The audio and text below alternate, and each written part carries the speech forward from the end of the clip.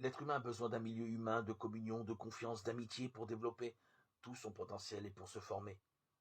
Ces rencontres de communion et d'amitié qui éveillent le cœur humain se réalisent parfois dans les milieux les plus inattendus. On peut les trouver dans des prisons, des hôpitaux, parmi les mendiants, les enfants de la rue ou des femmes victimes de la prostitution, selon des modalités de bonté, de tendresse et d'un grand respect de l'autre. Chaque être humain a son secret, son mystère. Certaines vies sont longues, d'autres courtes. Certaines personnes semblent vivre les étapes de la croissance, d'autres pas du tout. Et pourtant, je crois que chacun arrive à sa propre maturité au moment de la mort.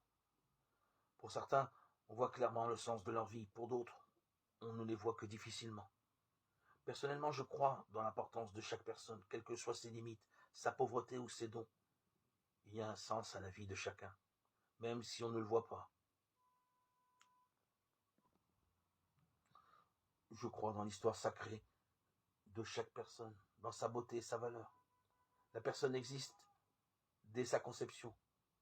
Elle existe avec sa beauté, parfois défigurée dans les hommes et les femmes de la rue, dans les prisons, chez les personnes prises dans la drogue et l'alcool. Elle existe même chez ceux qui tuent avec brutalité et qui utilisent la torture, abusent les enfants.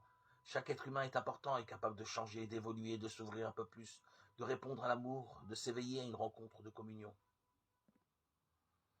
Je voudrais transmettre cette foi dans la personne humaine et dans ses capacités d'évoluer, car sans elle, nos sociétés risquent de devenir purement compétitives et paternalistes à l'égard des faibles, les enfermant dans l'assistanat au lieu de les aider à se mettre debout pour s'ouvrir à d'autres. Elles risquent aussi de rejeter ceux qui gênent, parfois même de vouloir les supprimer.